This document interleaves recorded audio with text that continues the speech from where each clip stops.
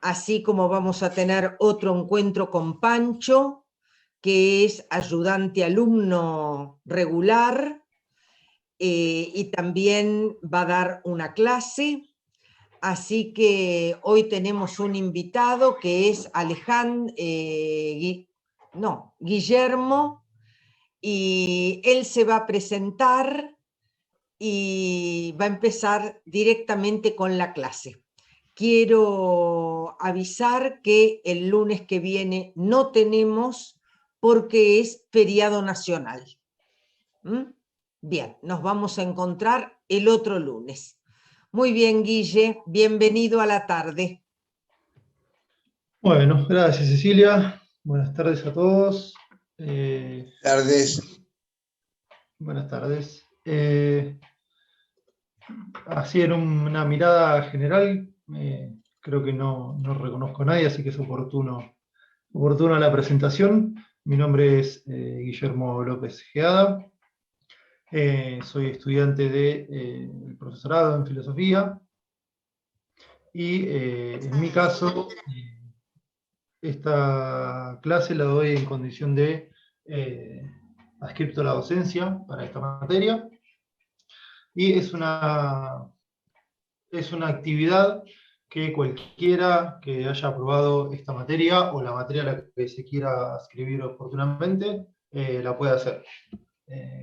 Bueno, hoy a la mañana también se lo comenté a sus compañeros.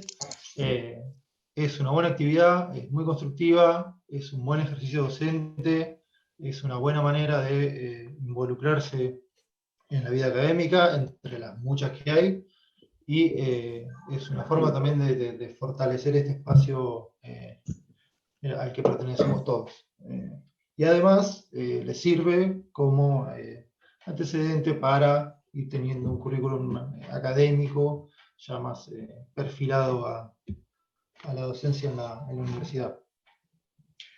Así que bueno, tiene algunos trámites extra, algunos papeles que se piden y formularios que se presentan. Más adelante, tanto bueno, con los compañeros de las agrupaciones estudiantiles o con cualquiera de nosotros que quieran consultar para ver cómo se hace, de qué se trata, simplemente consultan y es sencillo. Es mejor animarse y hacer un poco más participativa la institución a la que pertenecemos. Así que, bueno. El tema que elegí efectivamente es Kant. Creo que no estamos grabando, ¿no? No. Y no sé si... A mí no me deja porque no soy anfitrión. No sé si puede Cecilia o Pancho poner...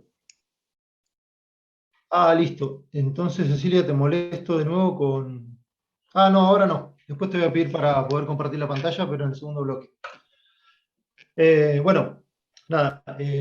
Elegí justamente a Kant, por eso mismo me toca en esta fecha dar la clase. Kant es un autor importante, lo van a ver mucho en la carrera, prácticamente, no en todas las materias, pero en la gran mayoría me animaría a decir que si no lo ven, se lo van a cruzar, y en algunas van a ver más de un texto de Kant. Su producción tuvo muchas consecuencias para la historia de la filosofía. Para dar una medida de su impacto, pueden encontrar textos sobre Kant en autores como Foucault, como Deleuze, como Heidegger, cada uno aportándole, obviamente, en sus lecturas, diferentes matices, diferentes interpretaciones. Así que sí, es un autor bastante importante, con mucho peso en la historia de la filosofía, en la historia del pensamiento occidental, con las virtudes y los defectos de todo autor moderno, europeo y demás. Algunas de esas cosas probablemente aparezcan en la clase de hoy y trataremos de ir comentando, así como vamos a ver de qué se trata la teoría, particularmente la ética de Kant, también algunas de las críticas que ha recibido y cómo cómo eso se puede ver en su teoría ética y en algunos otros desarrollos que vamos a hacer como introducción. Particularmente Kant nació en 1724 y murió en 1804 en la ciudad de Königsberg, en lo que era Prusia en ese momento, y que actualmente es Kaliningrado, lo que es un exclave de Rusia dentro de Europa actualmente. El contexto más intelectual, académico, científico en el que se encontró Kant,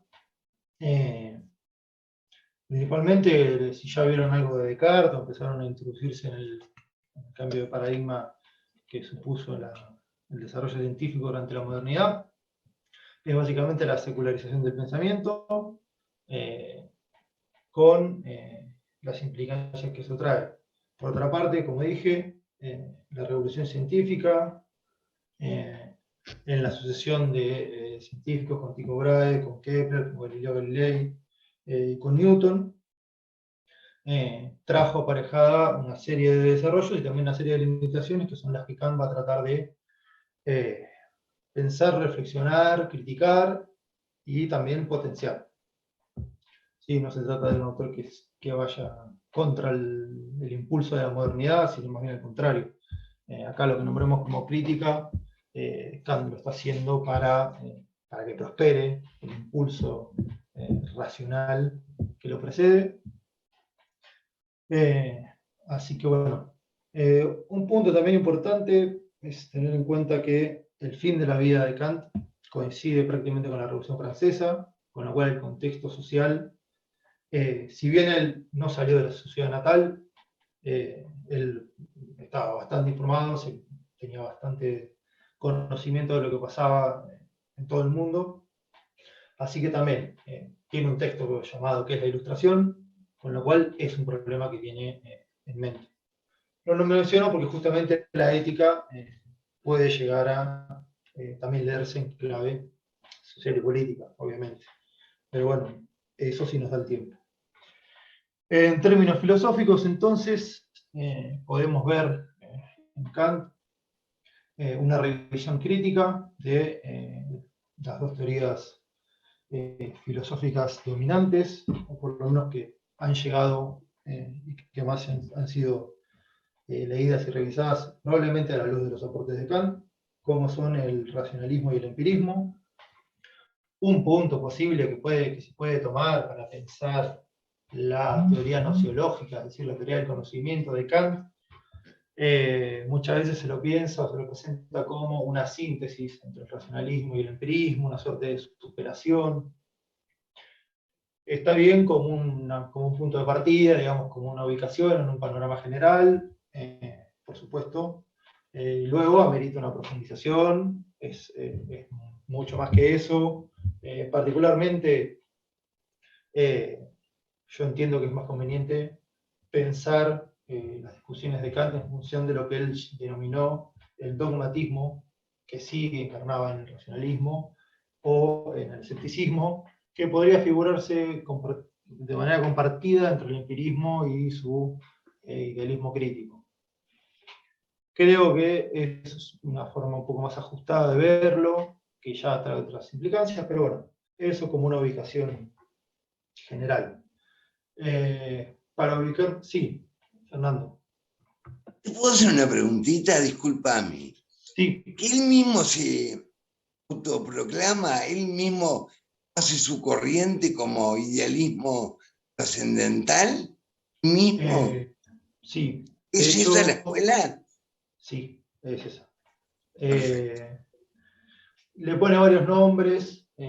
Bueno, justamente por algo como eso es que tampoco es del todo adecuado pensar directamente a Kant como una síntesis o un tomar lo mejor del racionalismo y el empirismo, porque el racionalismo y el empirismo se llamaban a sí mismos filósofos, no se llamaban racionalistas empiristas.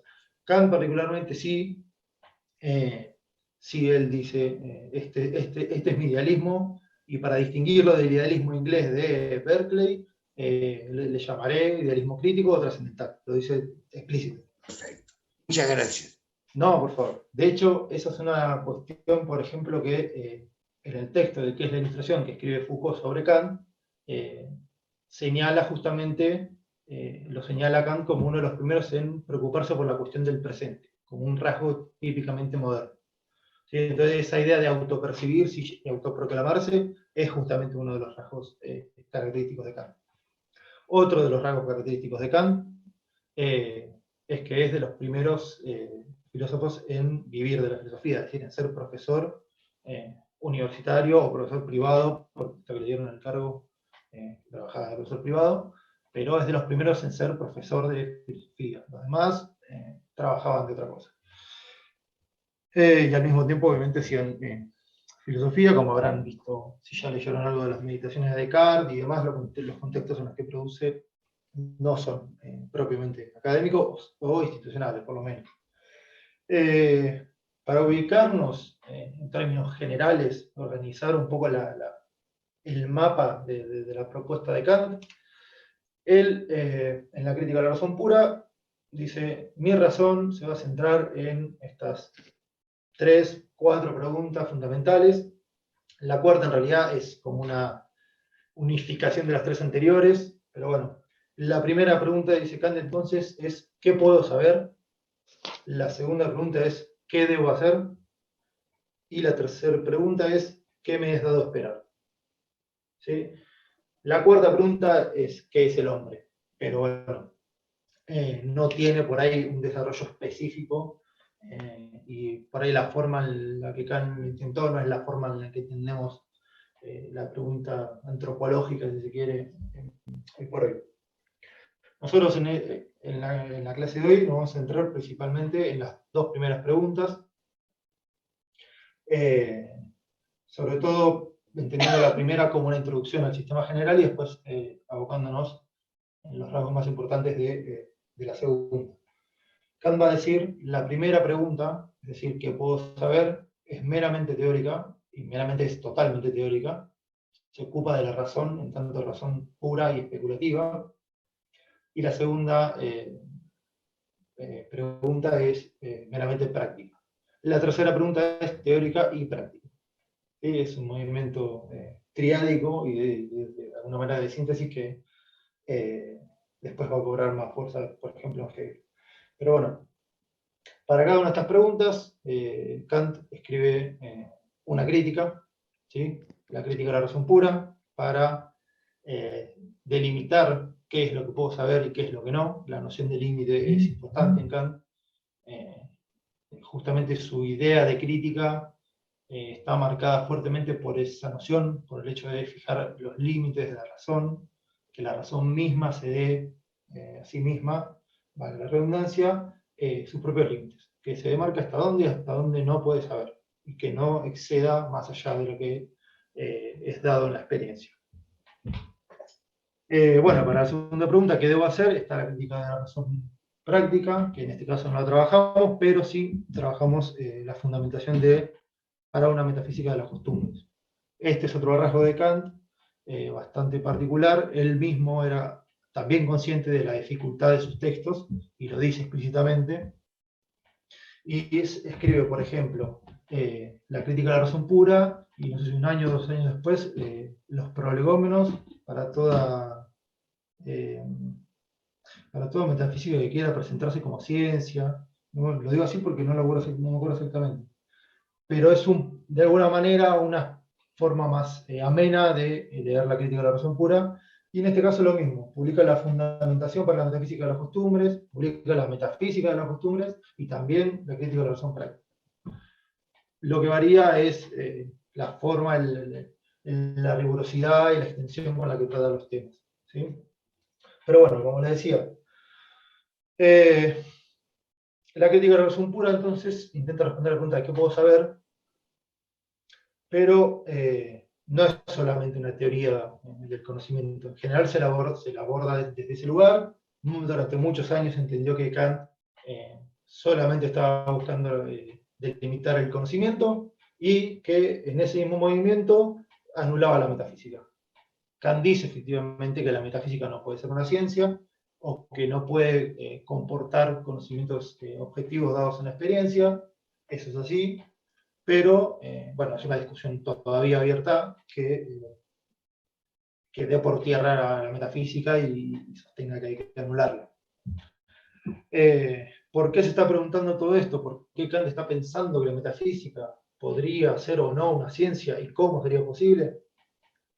Justamente porque los antecedentes filosóficos, que no son solamente la revolución científica, sino el crecimiento del racionalismo con Descartes, con Leibniz, con Spinoza, trae aparejado un avance en las ciencias que es no solo a partir de Newton, sino también en la física y en la ciencia natural, sino también en la matemática, ¿sí? Si consideramos la época previa a Kant, vamos a ver que estos tres filósofos racionalistas que nombré, a su vez producen conocimiento matemático, digamos, ¿no?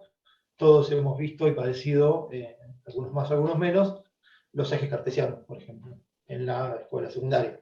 Bueno, eso es un rasgo que dice mucho de los filósofos racionalistas que tienen o se dedican al mismo tiempo a la matemática y eso también forma su pensamiento.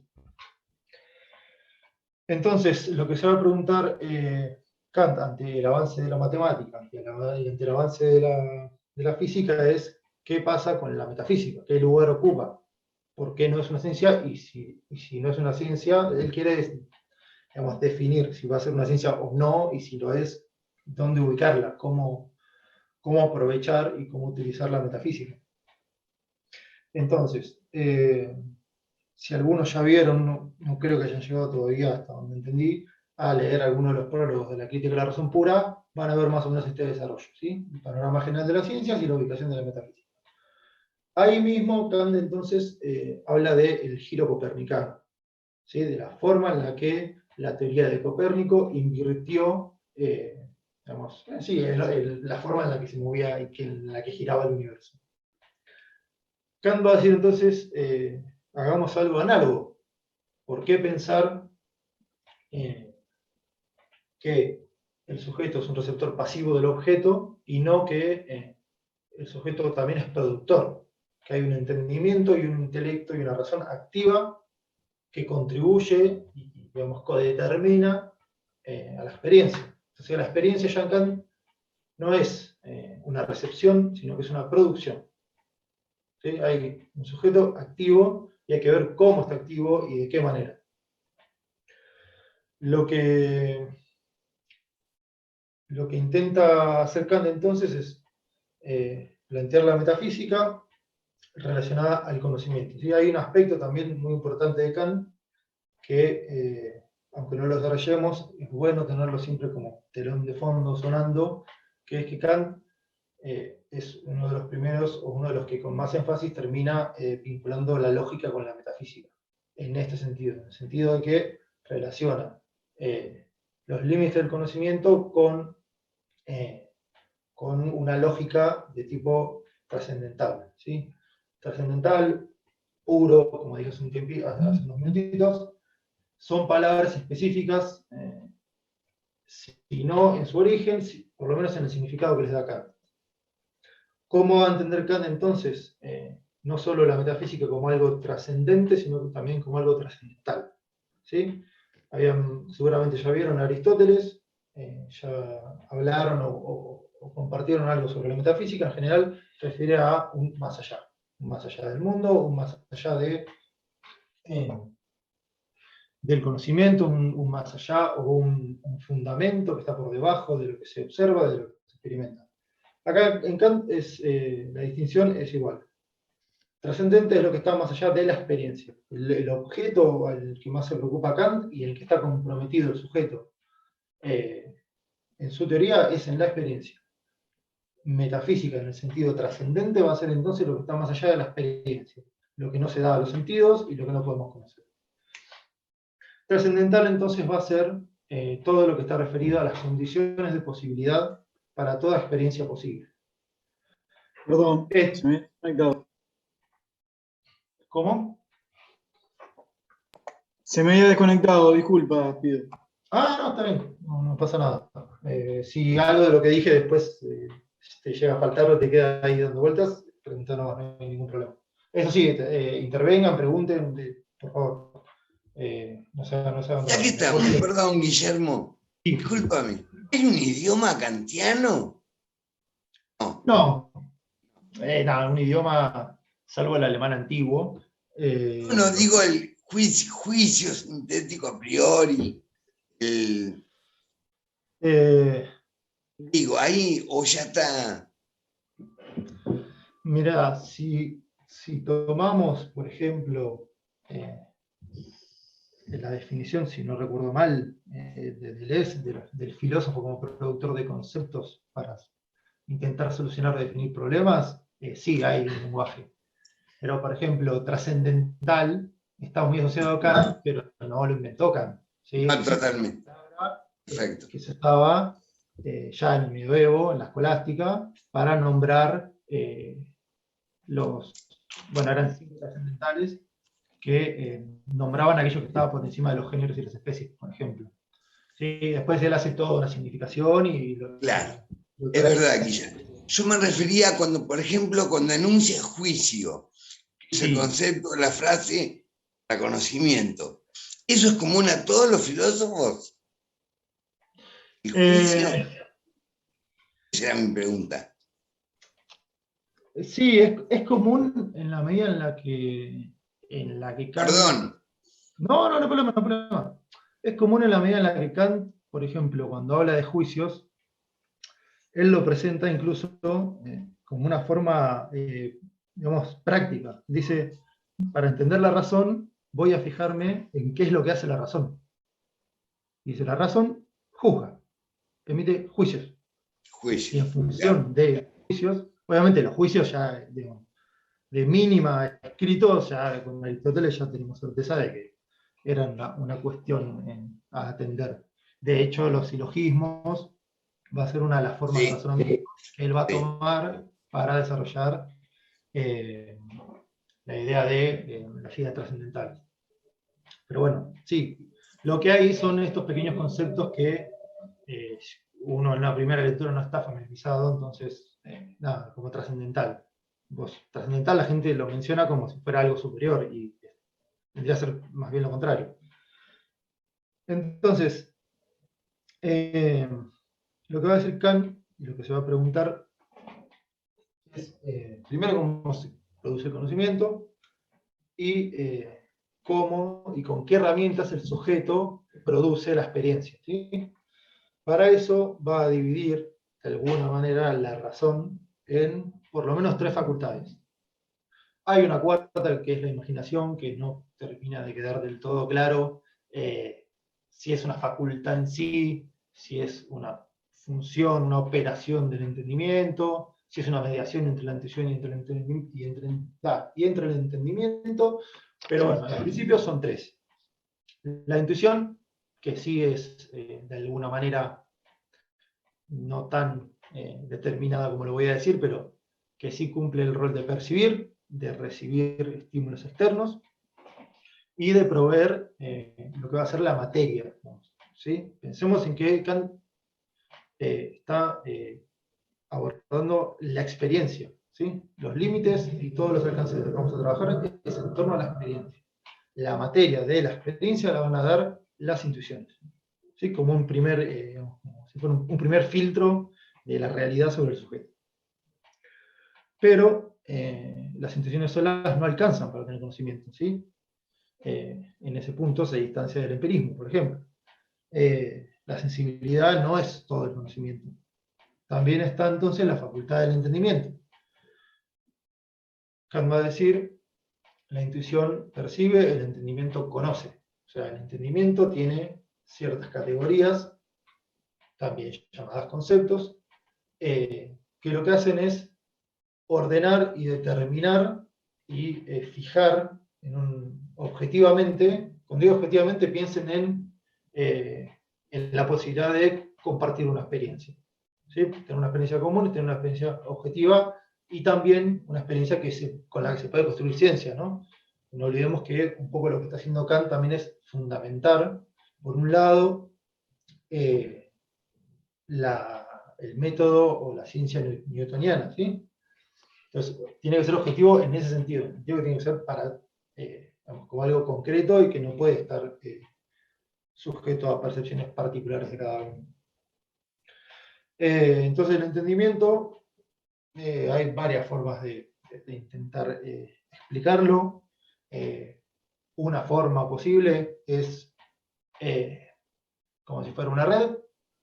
Según el tamaño de la red, depende del tamaño de lo que vas a pescar, por ejemplo, ¿sí? Los datos sensibles de la intuición, que conocemos y de los cuales tenemos conciencia y producimos conocimiento, son los que nuestro entendimiento reconoce. No es el único entendimiento, no es la única intuición, es nuestra intuición, ¿sí? Es la intuición de seres racionales. Ese es el término que voy a usar acá. ¿Sí? Todo lo que diga y todo lo que trabaje va a ser en función de los seres racionales. No de las personas, no de los hombres, no de... Él va a hablar de seres racionales, incluso hay un texto en el que tiene en cuenta e incorpora en su reflexión a los extraterrestres. Pero bueno, tenemos de esta manera, sí, yo también me reí mucho cuando lo encontré, pero bueno, es el universalismo moderno en Kant es paradigmático. Tenemos entonces que el conocimiento se construye de estas dos maneras, ¿sí? La materia del conocimiento son las intuiciones y las categorías de entendimiento es la forma. Sí, de manera parecida a lo que ustedes vieron con Aristóteles, que digamos, el ente estaba compuesto de materia y forma. Bueno, acá es parecido, pero dirigido a la experiencia. La experiencia tiene materia y tiene forma. En la combinación de esas dos se produce la experiencia. Entonces, de esa manera es que Kant, cuando dice que lo trascendental, su filosofía es trascendental porque está referida a las condiciones de posibilidad, se refiere a las categorías que tenemos que tener para conocer, y cuando dice que es para toda experiencia posible, se refiere a que no importa tanto qué intuyamos, sino la forma en que lo intuimos. ¿Sí? Entonces, la materia del conocimiento va a ser las intuiciones, y hay una forma muy, digamos, muy clara, por lo menos que a mí me ha servido para pensarlo, es nosotros intuimos objetos. Si uno suprime imaginariamente, o no tan imaginariamente, todos los objetos, lo único que le queda de la intuición es el espacio y el tiempo. Esas son las dos formas que va a decir Kant en la que intuimos. Entonces, las intuiciones que son contingentes, ¿sí? Que son a posteriori quiere decir que dependen de la experiencia, o sea, el contenido de la reflexión depende de la experiencia, se combinan y se ordenan y se unen con las categorías, y de esa manera el conocimiento está, digamos, ordenado.